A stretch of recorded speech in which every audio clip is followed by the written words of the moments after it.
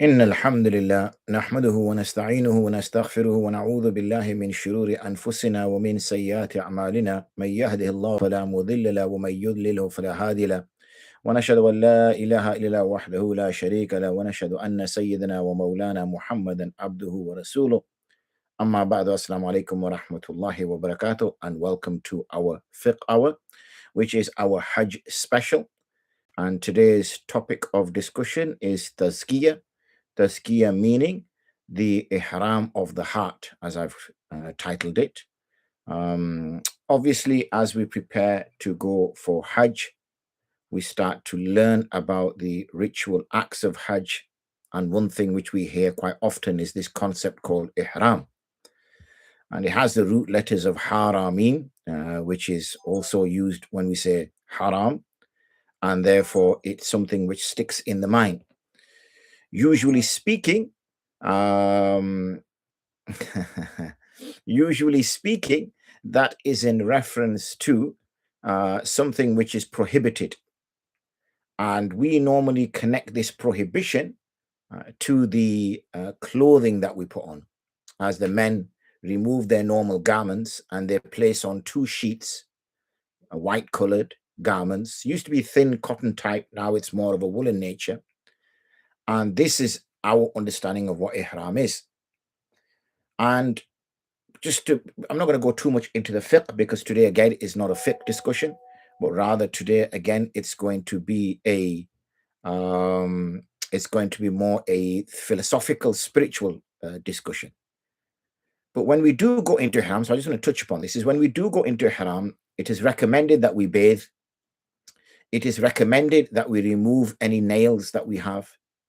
It is recommended that we remove any unnecessary hair. And it is recommended that we apply some ithr and perfume so that we're in as clean state as possible.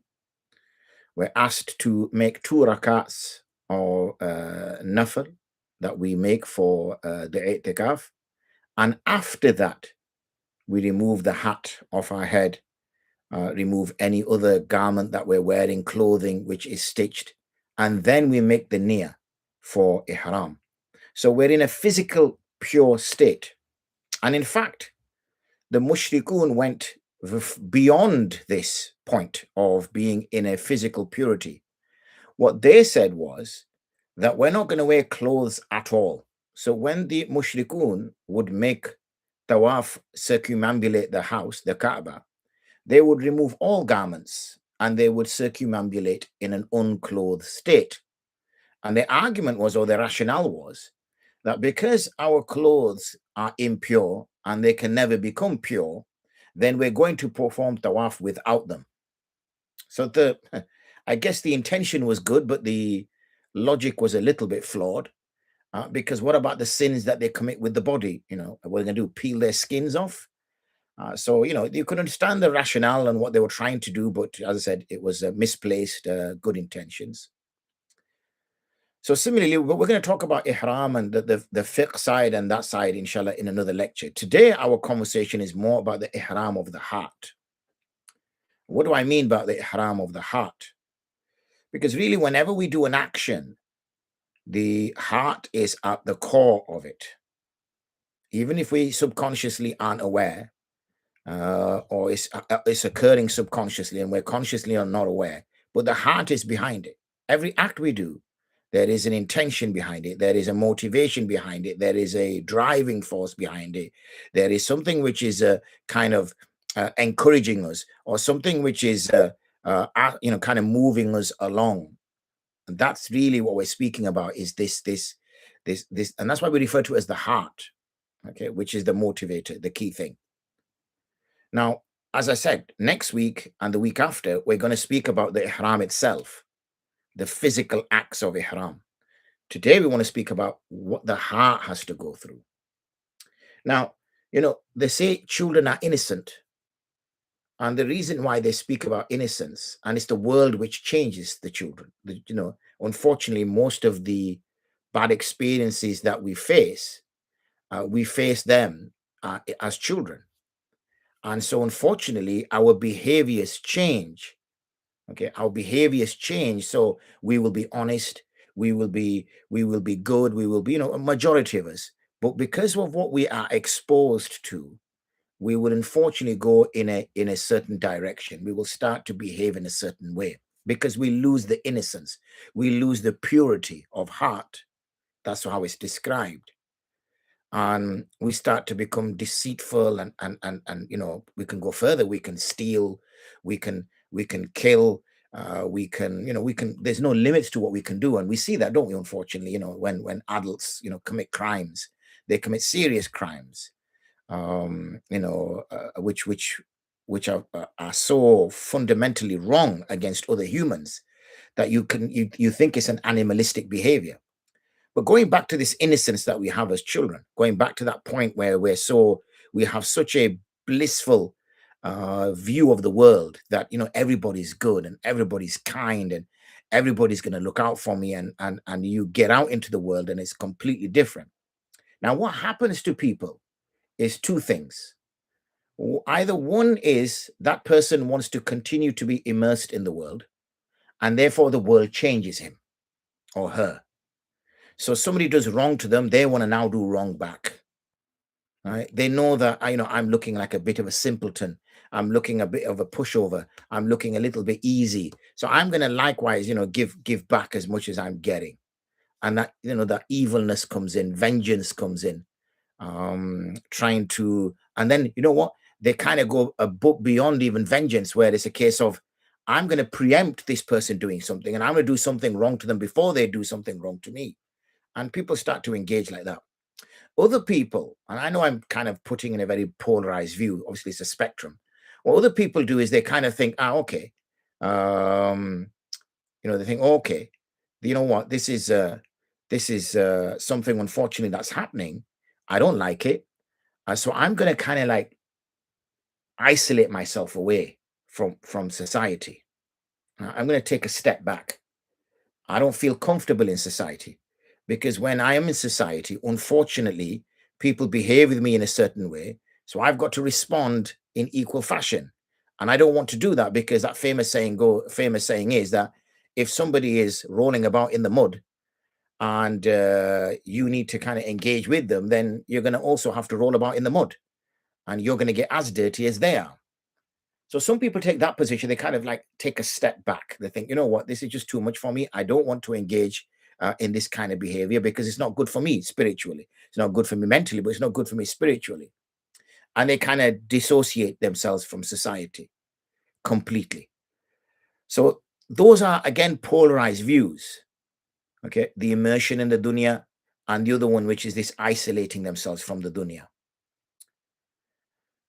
We can't take either stance. We have to be somewhat, because our prayer is in congregation. It's difficult for us to avoid it. Our prayer is in congregation. We're told time and time again we can't break blood ties, so we have to engage in blood ties. So we can't sort of say, that's it, I'm not going to speak to my uncle, nephew, sister, brother, whatever, because they say silly things, they do bad things, gets me angry, I want to retaliate, and it brings out the bad in me.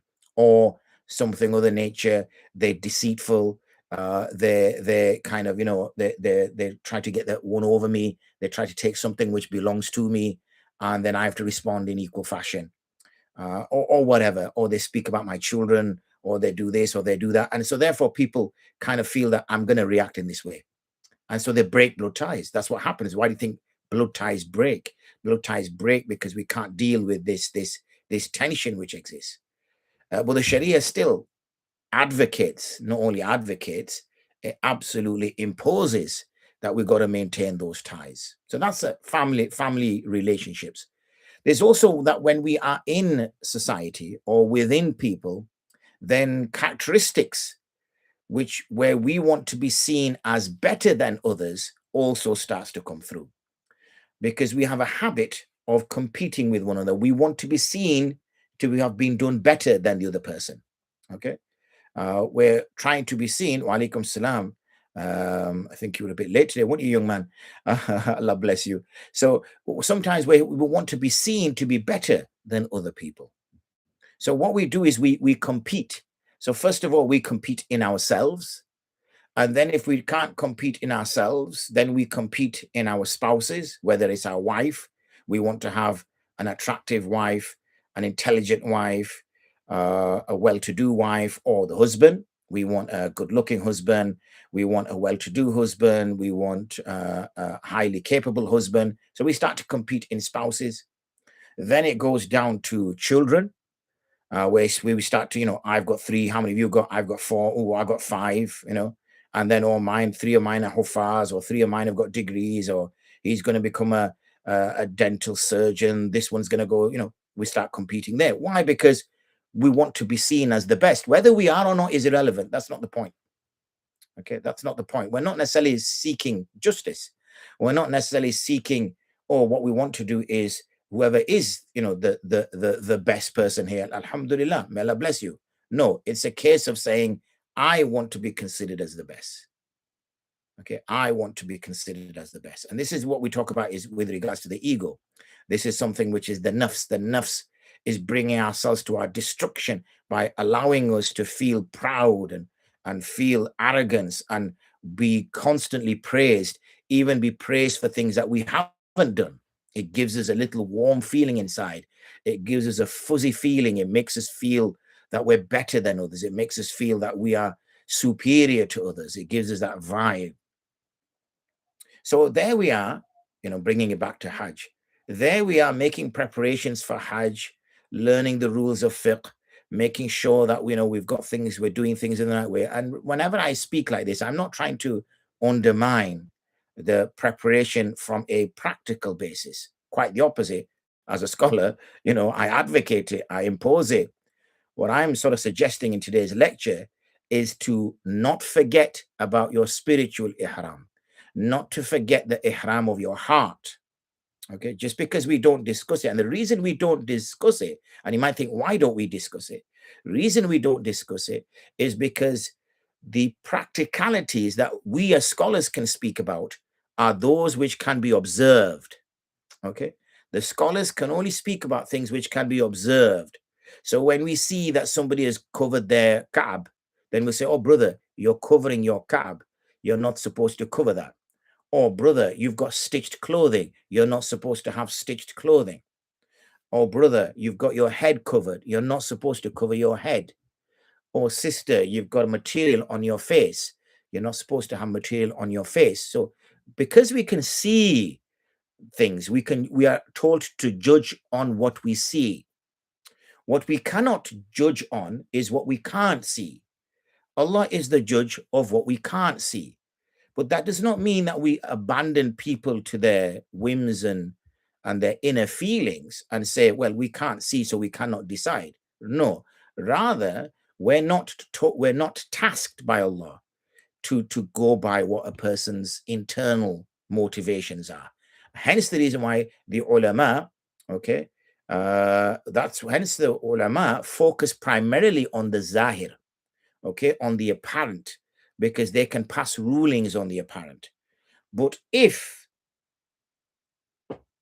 one would say that the inner ihram is more important than the outer ihram, okay, the inner ihram, allow me to explain. If a person went to perform Hajj solely for a worldly motivation, okay, solely for a worldly motivation, his Hajj won't be accepted. Even if he does everything correct from a fiqhi basis, even if he does everything correct from a fiqhi basis, meaning he does all the ritual acts of Hajj, goes to all the places at the right time, Ihram, as everything he does, but his motivation is not that. His motivation is something else. Then his Hajj is not accepted. Allah will not accept his Hajj. That doesn't just apply to Hajj, it applies to Salah, it applies to Siyam, it applies to every act of worship. It will not be accepted. So arguably, the inner is without doubt more important than the outer. But with regards to the inner, all we can do, not just ulama, but others, is to advocate and promote it. And it is for the betterment, and it is for the individual to seek that knowledge out. in order to say, my inner is in tune with my outer. Whereas the scholars can actually tell you about your outer. Oh, brother, why are you performing tawaf like that? You're not supposed to go that way around. You're supposed to go this way around. They can tell you because they're watching you. And it will be a duty upon them or anybody of knowledge to point that out. Oh, brother, you're doing sa'i, but you started on Marwa. You're supposed to start on Safa. So you need to go back there and start from there, start all over again. All right, thank you very much, brother. But they can't say, oh, brother, in your heart, your intention is not actually to do sa'i. Your intention is to look for your brother or look for your sister. So you're not actually doing sa'i. You're just looking around for somebody. So this is not sa'i. But they can't say that because they can't see into your heart. So that's why the focus today is primarily on directing our heart to the right reason. So first, we must understand the fard nature of Hajj. That Hajj is compulsory, like we talked a little bit last week through Ibrahim alayhi salam's story. But we'll speak more in the following few weeks, inshallah, that this is something which is compulsory upon a person. And that basically means we recognize our servitude to Allah, that there is a creator that has imposed this upon us, and us as creatures need to conduct this ourselves. The next thing we do once we understand that imposition, because that's an intellectual understanding, that's from aql to understanding that, oh, there is a creator, he has demanded this from me, it's come in the Quran, I have to do this. Why have I got do I meet the criteria? Yes, I do. I've got X thousands of pounds, I've got access, travel access, I need to do this. Okay, I've never been. Fine, that's done. Next thing is getting oneself spiritually aware. Yeah, and changing their environment. Because when I gave the two positions at the outset of today's lecture, I spoke about the two polarized views, where you get one person who fully immerses himself in the dunya and says, I'm going to compete with everybody and I'm going to be actual survival of the fittest, the usual capitalist kind of mantra. I'm going to do whatever it takes to reach to the top. And if I have to climb on people to get to the top, so be it. I don't care. I don't have no scruples. I don't have no issues of stabbing people in the back, killing people, doing whatever it takes. If I want to take somebody's inheritance from them, I'm more than happy to take it. I'm more than happy to kill that person. I have no limits to get to the top. And that's a person who's absolutely extreme. Then you got this other person who decides, you know what, I'm going to go completely into seclusion. I'm going to have nothing to do with the dunya, and I'm just going to sit in my room all day, and that's it, do nothing. Okay? It's better than me going out and talking to people. And I said, we can't take those approaches. We have to take a middle path. The Prophet ﷺ took a middle path. Yes, there were periods in his life that he did seek seclusion. I'tikaf is an exact example of that, in which we seclude ourselves for 10 days away from the world. And we're told not to bring any worldly matters into i'tikaf unless absolutely necessary. Similarly, for salah, we seclude ourselves away from the world. We're told in the masjid we shouldn't be having worldly discussions, worldly conversations, unless absolutely necessary. So for 5 times in the day, we seclude ourselves. Okay, even if it's a woman praying at home, she secludes herself from the rest of the house, finds her private quarters, lets the family know, I'm praying salah, don't do my head in, don't be asking for where your socks are, don't be asking for who was going to eat at what time. This is my time with my Rabb, leave me alone. So we do that seclusion. But generally speaking, we're told to maintain blood ties. Generally speaking, we are an ummah, we are a community, we're supposed to link with each other. So how do we live in the dunya, but do not become immersed in the dunya? How do we do that? Okay, because we have to live in the dunya. We have to eat. We have to drink. We have to communicate with people. We need humans. We are a sociable creature. We have needs which can only be met by another human. So that's something we cannot shy away from. So that there is a need there. So the way we do it is we engage with the world or take from the world what it is willing to give to us from a material perspective. And we do not associate ourselves with people whose driving force is the world. Because when you associate or accompany people whose driving force is the world, then it's not going to be rocket science to know that will also become your driving force. So your circle of friends, your circle of your community is absolutely essential. People say to me, oh, Mufti, I wish it was Ramadan all year long. So I say, brother, it is Ramadan all year long. So he looks at me like I'm insane. I said, what do you mean? I says, well, why don't you hang about with those very same people that you hung about during Ramadan? They're still there. The ulama are still there. The masajids are still there. It's just that you're no longer there. So because you've taken your step up, and the reason why, he says, yeah, you're right, Mufti Sahib, I am no longer there. So I says, well, why aren't you no longer there? He says, because my friends are no longer there. So you've gone where your friends are, and it was easy for you in Ramadan because everybody was being good. Okay, good was the thing to be, and because everybody was doing it, then it was easy for you to do. Now nobody's doing it, and you feel you've got to compete with those people because they're working 12, 14 hours, or they're going here or they're going there, and you feel, oh, okay, they're not, and that's what happens. So you've got to start accompanying yourself with the right kind of people. We see, for example, with the companions, radiallahu anhum ajma'in, that they are referred to as sahaba. And sahaba is because they had suhba. Suhba because they had companionship. Companionship of who? The Prophet alayhi salatu wasalam. So companionship makes a big difference. But be very careful who your companions are or who you choose as companions, because they will make you. And there's numerous narrations that explain the virtues of good companionship. And the most famous kind of example or exemplified way is that of sitting with a blacksmith and that of sitting with somebody who makes perfume. That this is how much your company can have an effect upon you. Because it impacts on you without you realizing it. It impacts on your mind and your soul. It changes your motivations. It changes your driving force. It changes what you see as a challenge. It changes where you want to succeed in. Your succession changes. So, for example, another good example is that if you're living on the street in some inner city, then even though the people there could be very intelligent, the success there is the guy who's got the biggest rep on the street. That's success. Or the guy who's, shifting gear, or who's got the biggest gang or whatever. That is success. So it's not that people who live in inner cities aren't successful. They are successful, but they're successful based on the success criteria which exists on the street. Similarly, when you go to prison, it's not that the prisoners are not successful.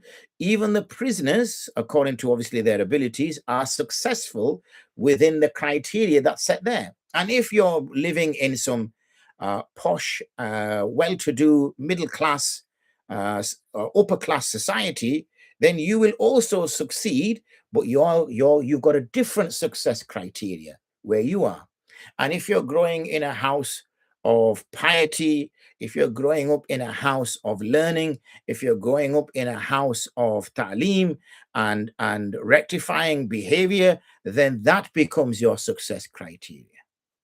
Now, you may choose you don't want that success criteria. You may choose you want to be in a different environment, but that's a choice that that person makes. So we have to make the right choice. Okay. We have to make the right choice. So we're in the right environment. And that right environment will affect about how we are as people, because now we don't feel the urge to be better than somebody. We don't feel the urge to try to, have one over that person, have jealousy for that person and hate that person. Because the only reason we have jealousy for that person is, why has that person got what they've got and I don't have it? That's the underlying issue of jealousy. Why does that person have a good wife or a good husband? Why does that person have good children? Why does that person have a good job? Why is that person wealthy? Why has that person got that house? Why has that person got that car? Why is that person respected amongst the people? Why is that person, that's all it is. That's what jealousy is. That I want what this person has. I want it taken away from them. I want them stripped of it, and I want it. And this is dunya. This is because this person is within the dunya. And this can also happen, unfortunately, with people of apparent learning. What I mean by apparent learning can even happen amongst those people who've become so-called scholars, where they vie with one another and plot against one another, and where they kind of feel that they compete with one another. And it's unfortunate, because unless you have that spiritual reformation, even if you have Zahiri ilm, it can lead a person into darkness. Like we just mentioned there about having the Zahiri ilm of Hajj, but not having the Ruhani, the spiritual knowledge of Hajj. So even though you perform, from the outset, you see two people performing Hajj, and you ask Mufti Sahib, and you say, Mufti Sahib, are both their hajjis done? And Mufti Sahib looks and he looks at the criteria and he says, yeah, he's got the right ihram on. I've seen him in Muzdalifah, I've seen him in Mina, I've seen him doing sa'i, I've seen, they're both hajjis done. But it could be that one person has the wrong niyyah and the other person has the correct niyyah. But the Mufti Sahib can't see that, the Alim can't see that, the Sheikh can't see that, because he can only see what is zahir. The true assessment of our actions is not in the world. We have the Sharia. In order for the world to work, in order for the world to operate, we need an SOP. We need a standard operating procedure. Otherwise, we wouldn't do anything. But the reality of actions, the value of those actions, the result of those actions, that's only going to be decided or be determined, or rather be made apparent on Yawm al-Qiyamah. That's when it will all becomes clear. And even you might hear a brother, mashallah, goes Hajj every year, and he thinks, subhanAllah, my brother, you go Hajj every year, Allah bless you. You're a lucky guy. But he might be going with the wrong motivation, with the wrong intentions. And then on Yawm al-Qiyamah, he doesn't have a single Hajj. And there's one brother who somehow, mashallah, after 30, 40 years of saving his money up, goes as a 40-year-old or a 50-year-old, dragging himself, because the poor man is a bit ill now. Okay, not all 50-year-olds are ill. And he's dragging himself and he's trying to, get there, and he's sort of, through a broken and half-hearted, and, he's doing his best. He completes his Hajj. Right? And that person's Hajj gets accepted because this person has gone with the right intentions and the right clarity. He's removed this. And it mentions, obviously, because it's such a magnificent act and such a magnanimous act that Hajj is, that it is one, we talk about, you'll hear born again Christians. We hear that phrase. And in reality, the born again phrase should only be attached to Muslims, not necessarily to Christians. Because Muslims are actually born again when they return from Hajj. It literally mentions that in the hadith. That is like the day your mother gave birth to you. It literally says that with those literal words, right? Yawma waladatu ummuhu. It's the day in which his mother gave birth to him. So Muslims are the only ones who are born again. And that born again happens when you complete Hajj properly. Yeah? Properly. It's a unique chance. Many people say, oh, Mufti Sahib, I don't deserve Hajj. I've, commit sins. I've been involved in this. I've been involved in that or whatever. I say, brother, you're the perfect person to go for Hajj. You are the ideal candidate to go for Hajj, because for you, it's the biggest win. You're carrying a absolute ton of sins, as you claim. Okay. You're carrying an absolute ton of sins, as you claim. So you got such a big win here that all your sins are going to get forgiven. I'm not saying that we should amass sins before we go for Hajj. That's not the point I'm making. So please, I want to clarify that. The point I'm making is, if we look at it from a very transactional perspective, this chap who's gathered sins for the last 20, 30 years, and he feels he's doomed because of the size of the sins and the quantity of the sins and the frequency of the sins, we should say to him, brother, you're actually going to gain more, because you're going with, as you see it, 10,000 sins or 100,000 sins or 1,000,000 sins. SubhanAllah, you're going to come back like the day your mother gave birth to you. And you're going to then be able to start from scratch. So, your history gets wiped out. Absolutely wiped out. Your history is all wiped out, all deleted. But that's when you go with the right intention. More focus here we give to the practicalities. Oh, I got to put my right foot forward here now. Oh, I better read this dua here now. Better not move. Oh, sorry, brother, stop pushing me. I got to read this dua here. And we become very pedantic. Again, I've given my disclaimer earlier. I'll give my disclaimer again. I'm not saying we should abandon the fiqh. Of course, who, as a mufti, would I be saying that?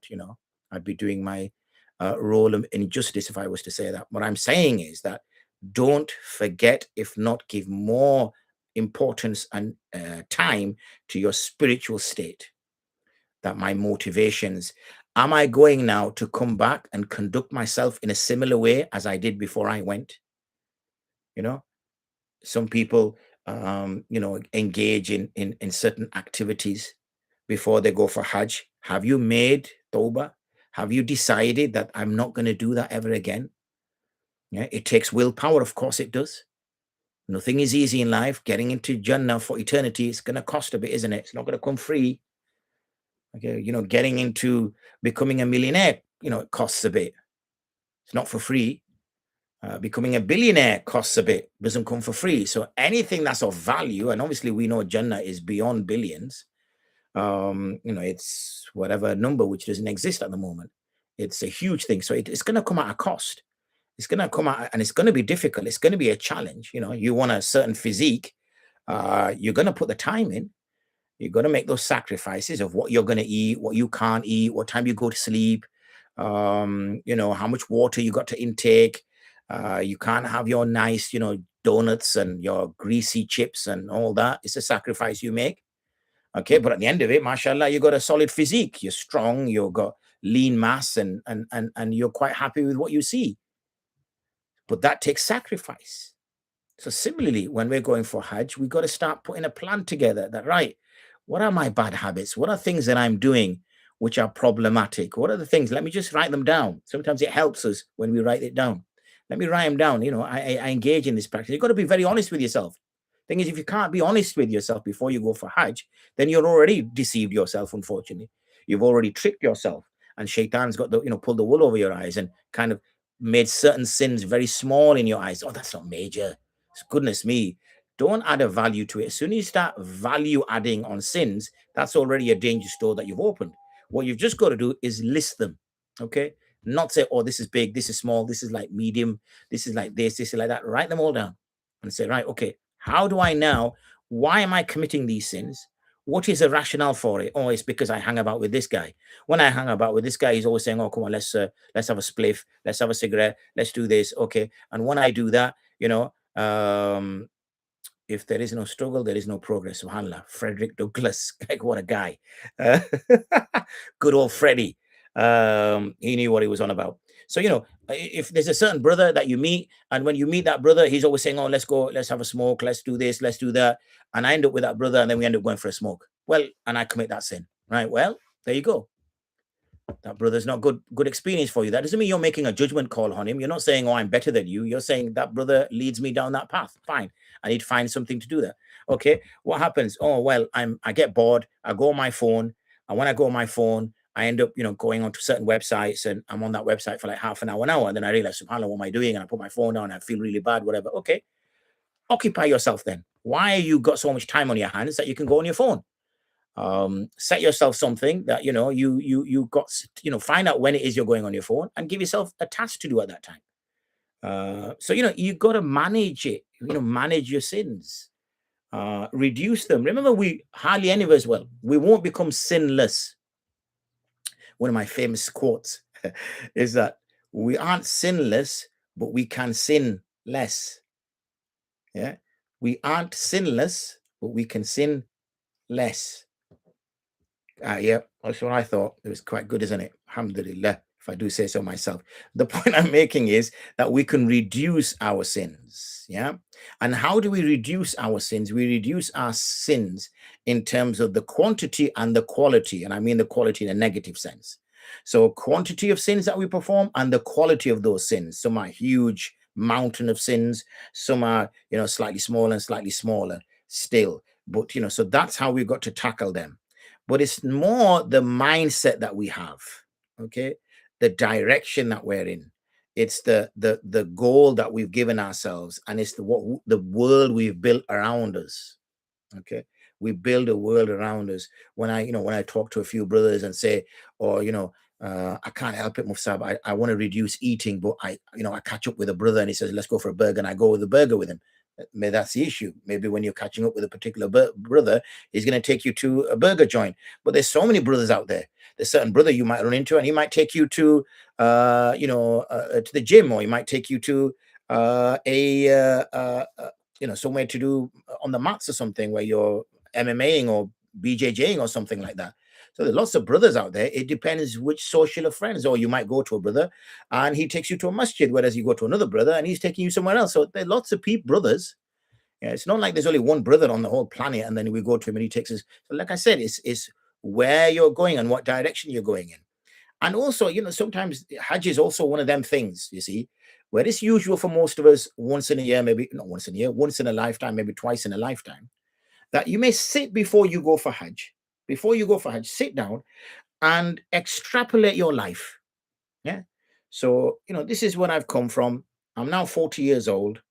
This is where I've come from. This is where I am. This is where I am. This is where I am. Okay. If I'm going to live to 70, then that's where I will be. Yeah. And when I say find out where you are, I mean find out where you are in terms of your deen. How much of my deen do I know? How regular am I in praying my salahs? What's my behavior and conduct like with other people? How how often do I pray in Jama'ah? How often am I doing itikaf? The kind of measurables. Yeah. Like when you're doing performance management, you get your measurables, what your KPIs. Okay. These are your KPIs, my key performance indicators. So what have I really done? That's the one. What have I done? What's my key performance indicator? What have I achieved? Okay. Now, if you've achieved that in 40 years, then it doesn't necessarily mean most of us will not live for another 40 years. Most of us will live, if we're lucky, another 30 years. But really, we shouldn't plan to live more than another 20 years.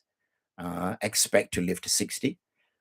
Anything beyond that is a bonus that Allah's given you. So if you're living till you're 60, then you think, well, okay, I've got actually half the life left that I've already lived. And I've only managed to do this in the 40 years that I've lived. So now that I've only got half of that time left, okay, I'm only going to get to this point. Now, if I was to die at that point, would I be happy with that? Would I be satisfied if that was my lot? If that is what I went with on the Day of Judgment, that I've, performed one Umrah in 40 years. So if I'm lucky, I'm going to perform another Umrah in that time. Fine, 2 Umrahs. Okay. I've done itikaf once. Okay. So that means I may do another one itikaf. I recite the Quran maybe about 20 times. So I might recite it another 10 times. You just extrapolate where you are. Now, if you're happy that by the time you hit 60, those are your numbers, then fine, carry on with your projected direction. But if you're not happy, you think, actually, you know what, that's pretty bad, because nobody is going to be resurrected on the Day of Judgment and will be surprised by what Allah gives them. Nobody's going to be surprised. Everybody knows where they're going to end up right now. Literally, if you ask yourself now, you know where you're going to end up, unless you're completely delusional. Unless Shaitan has deceived you so much that he's done 180 degrees on you. That means that you're in a very bad place. Okay, that's a very, very bad place, that if you're delusional. But generally speaking, we're not deluded that badly. And if we're honest with ourselves, we can say, you know what, that's where I'm going to go. Right?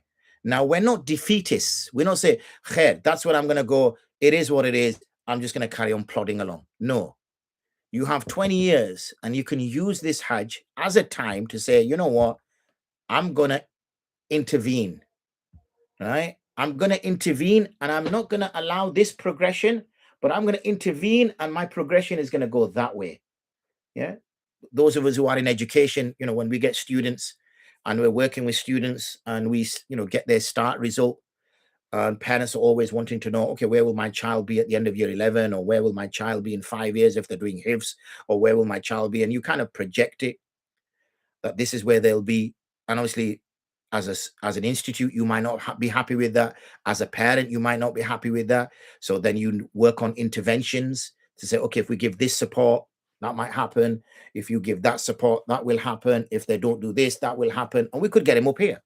So similarly, you got to intervene in your own life to say, am I happy with where I'm going to be on current trajectory? And if you're not, then use the Hajj. Because Yawma waladatu ummu is the day your mother has given birth to you. So your trajectory, your line has completely gone. You've literally started on zero again. You're not carrying any burden, but Allah does not delete any good you've done. So the good stays with you, the sins go. Now you got no excuses now, but you need to build that plan in place. So when you return, that plan is something that's going on. Inshallah, let's hope Hajj delivers the following outcome. Prioritize what benefits our akhirah, praying better than before, keep steady progress of Hajj, inshallah. Absolutely. And that's what I'm going to get on to next, is the return trip. It's all good. Alhamdulillah, you're psyched up. you're reading books, you're going to the masajids for the conferences, you're attending the Fiqhour, you're learning about it, you're spiritually ready, you're physically getting ready, which we'll be spending the next couple of weeks physically getting ready. Your head's in the right place, you're looking forward to it, you're watching the YouTube videos, you're filled with enthusiasm, you're reading hadith of the Prophet ﷺ, you look forward to visiting Masjid Nabawi so that you can be in the presence of the Prophet ﷺ, the very man that you've heard about. You're going to be within an arm's length of him. The very great men that you've heard about, Sayyid Abu Bakr and Sayyid Umar, you're going to be within an arm's length of them. The men, the stories that you heard, the house that was built by Ibrahim al-Islam, you're going to see with your very eyes. The picture frame that was up on your wall in your front room that you would see as a child, you're going to go see it for real. Okay, you're going to walk in places where the prophets walked. You're going to go to places, you're going to see these places firsthand. It's going to be overwhelming. Or rather, it should be overwhelming, both spiritually, mentally. It should be overwhelming. So you're in the right zone. Yes, it hits the ego a little bit. You're not getting, your entitlement will have to pause a little bit.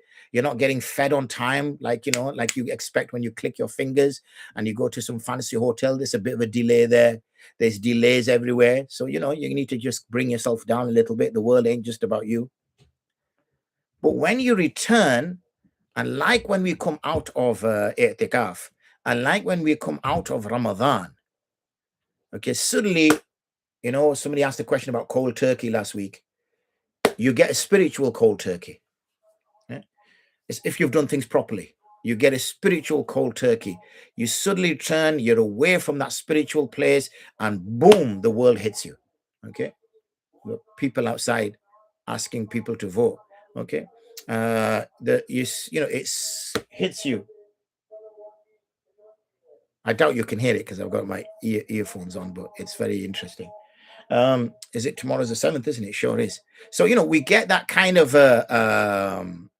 spiritual hit when we come back.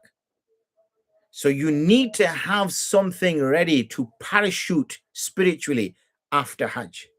When teams get relegated, I always give these mundane examples, but it helps people get it.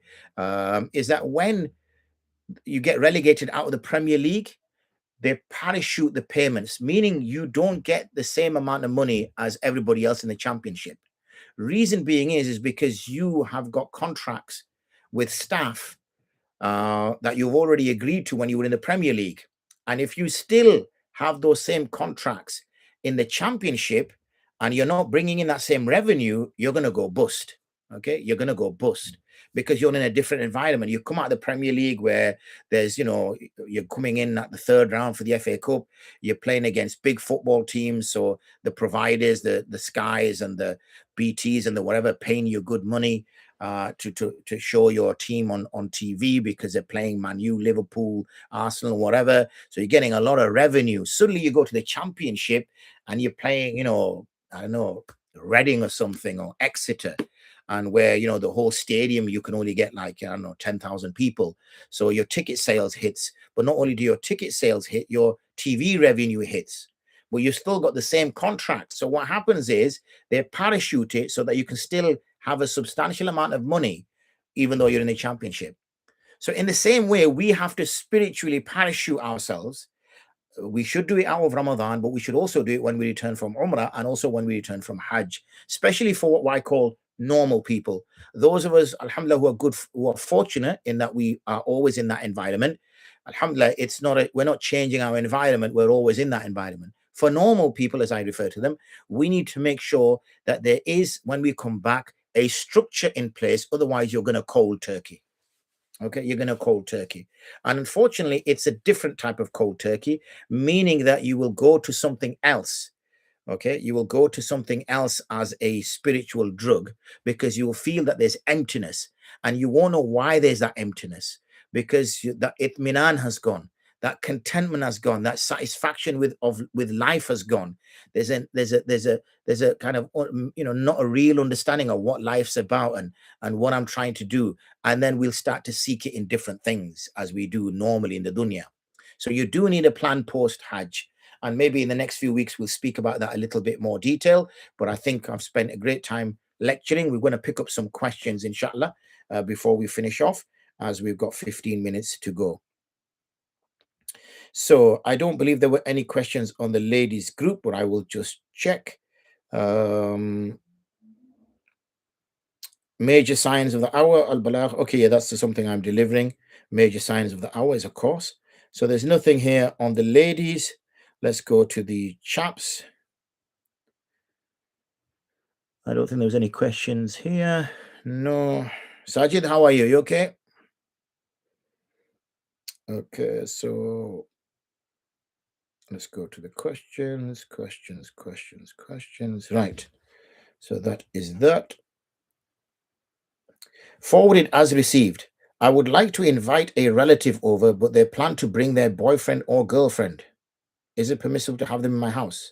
I'm confused. If the relative is coming over, why do we not know if they're going to bring their boyfriend or their girlfriend over?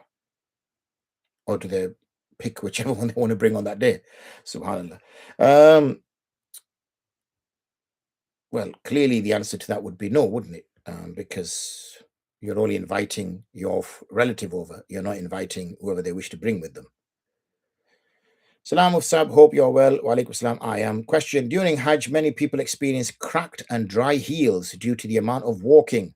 I wanted to ask whether it is permissible to apply foot cream such as Eucerin Urea Repair Plus 10%. Sounds like you're doing a bit of advertising there, young man. Urea foot cream 100 ml. Oh, you've even given me the volume of it. While in the state of Ihram. The cream is fragrance-free and contains ingredients such as urea, glycerine, ceramides, and other moisturizing agents. Now we've got the opposition party going past. I must live in the bedrock of voting where, things are decided, mashallah. So the cream is fragrance-free and contains, okay. Would applying this type of cream be permissible during Ihram, given that it's not scented? Yes, this type of cream would be permissible in the state of Ihram. Some creams form a slight barrier on the skin. Will this affect the validity of wudu, or is it still acceptable if water can reach the skin? This one doesn't. It's a moisturizer.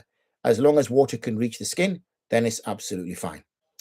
Assalamu alaikum wa rahmatullahi wa barakatuh. I hope you're well. Wa alaikum salam wa rahmatullah. Yes, I am. I wanted to seek guidance regarding the use of cooling migraine patches.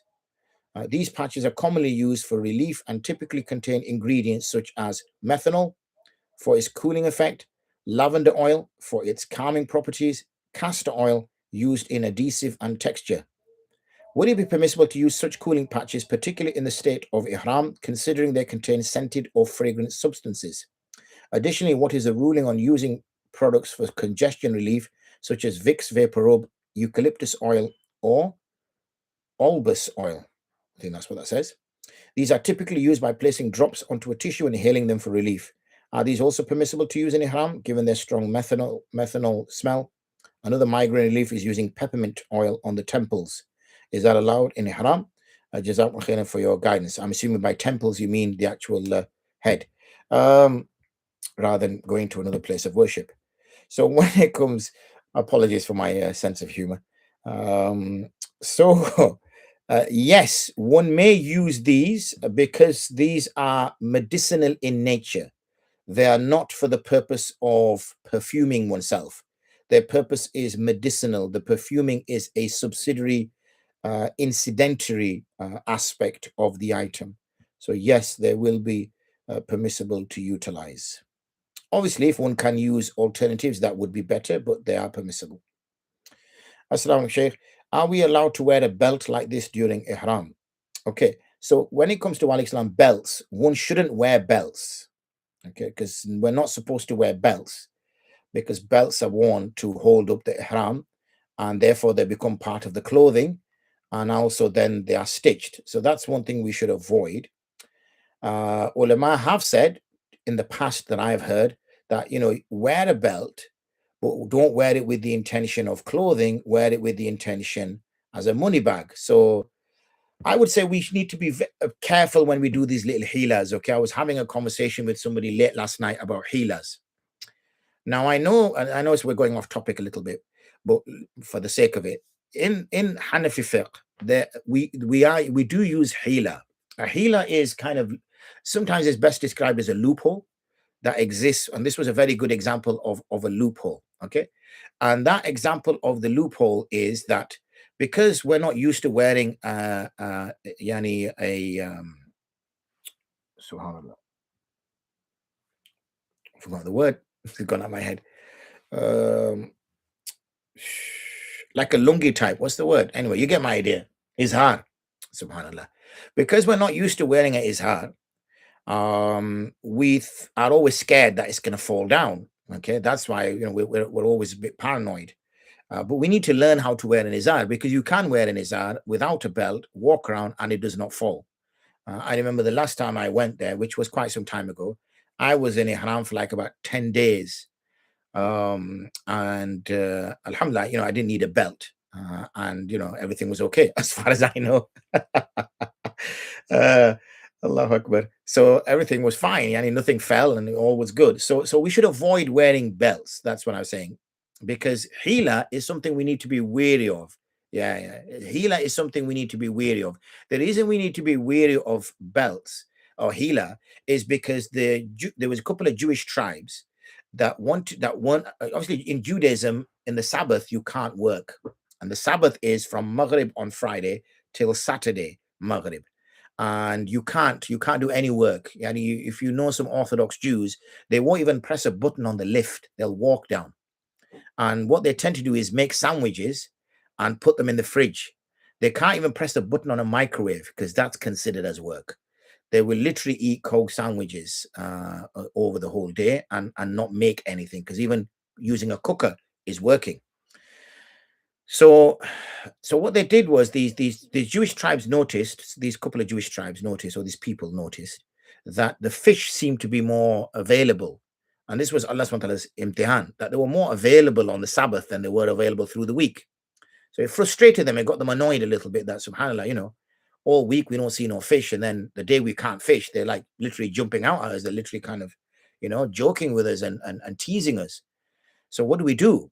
So one chap had a bright idea that we were not going to break the law, but we'll find a workaround, as it's phrased.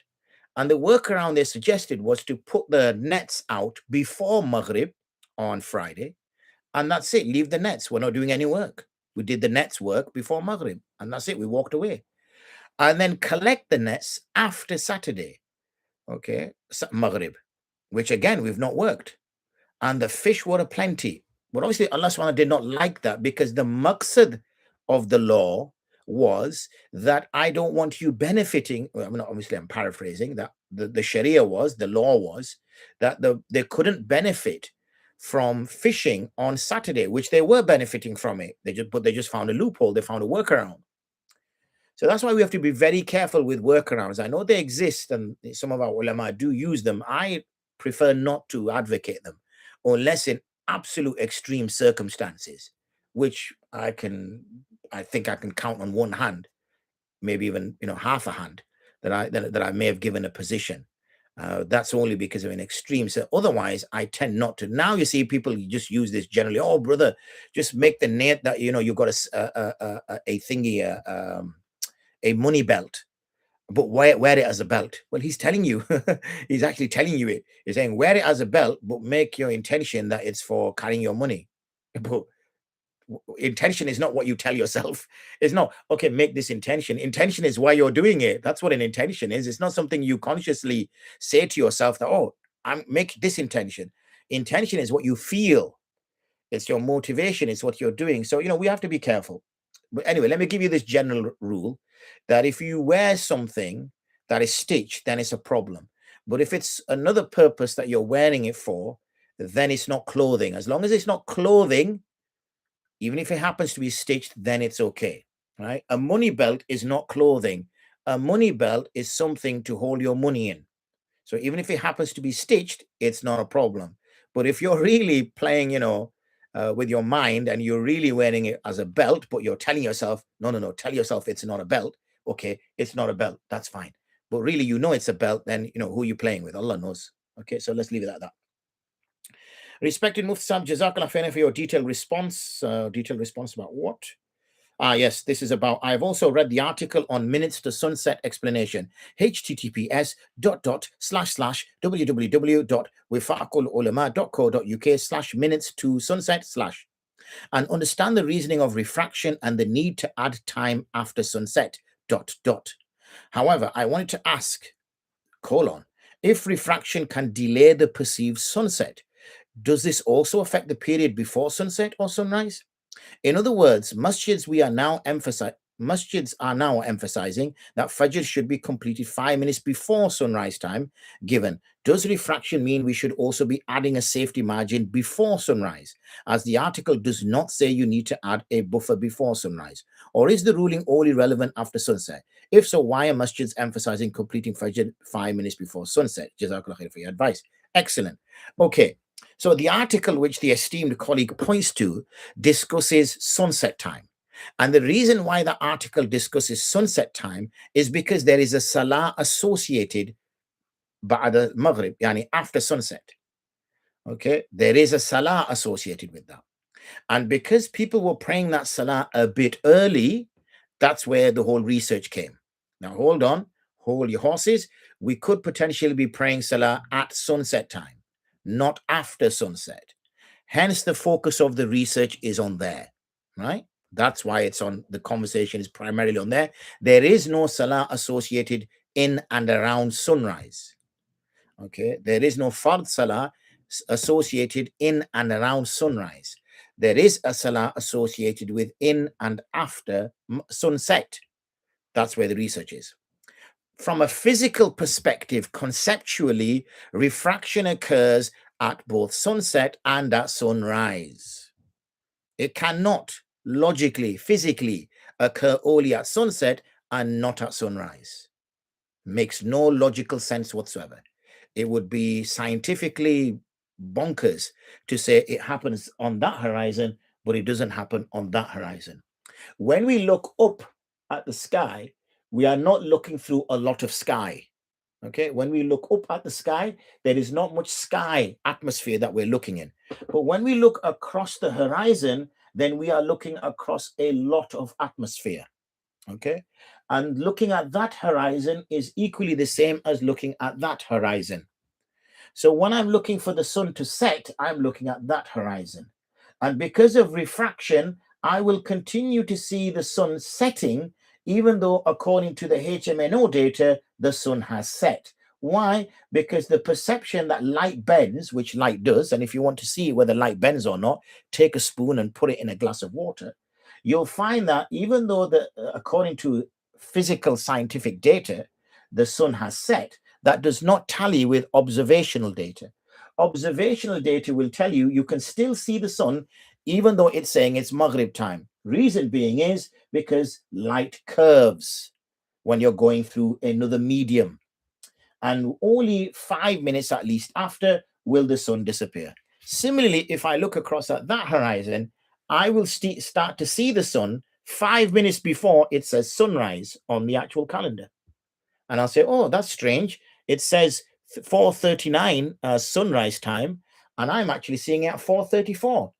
And the reason why I'm seeing it at 4:34 is because of the fact that refraction means that I can see all beyond the horizon, and we are legislated by the observational data.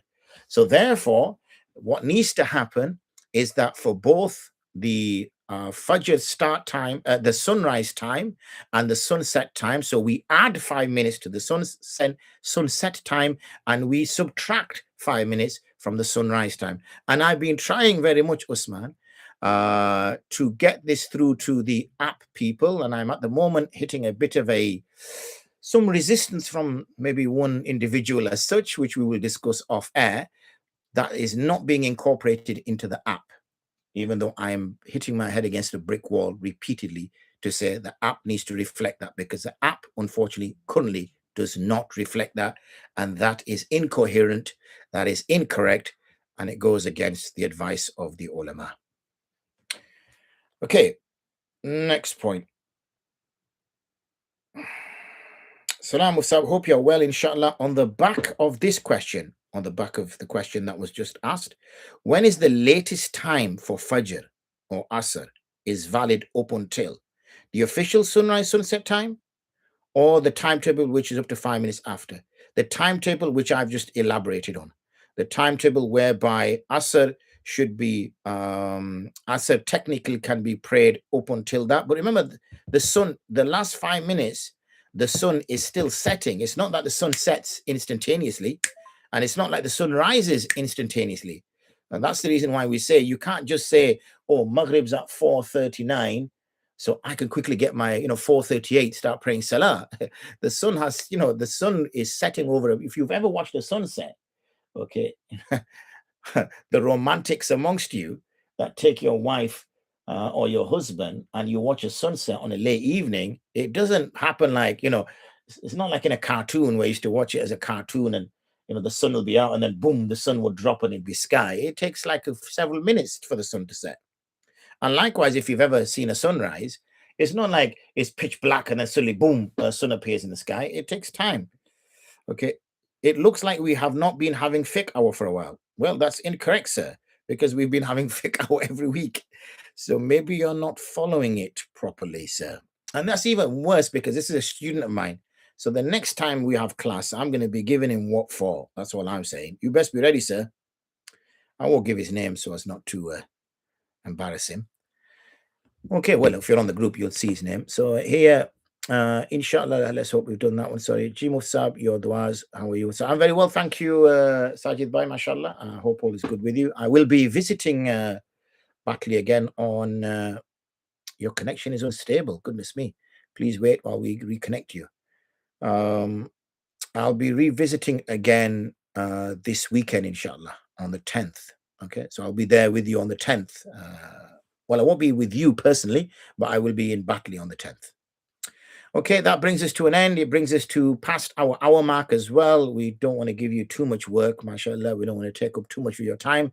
So I will ask for ijazah to leave. Next week, we have another fiqh hour, in case you're watching, sir. But next week, which will be week 3, our focus is now going to be into the fiqh. Okay, we've not talked about fiqh for 2 weeks, which is amazing. We've been speaking about Hajj. We're going to talk about the main topics of Hajj and the types of Hajj. So this is the preparation and entering into Ihram, about the Tawaf and the Sa'i and things like that. Then week 4 is going to be the days of Hajj. And week 5 is going to be completion and then life after Hajj, inshallah, as we touched upon. So join us next week, inshallah, for the main components of Hajj and also the different types of Hajj. But you can continue to ask your questions on the Markaz al-Ifta wal-Qāḍī gents group or the Markaz al-Ifta wal-Qāḍī ladies group, and we will tackle them as well, inshallah. Till then, wa akhiru da'wana and alhamdulillahi rabbil alameen. Assalamu alaikum wa rahmatullahi wa barakatuh.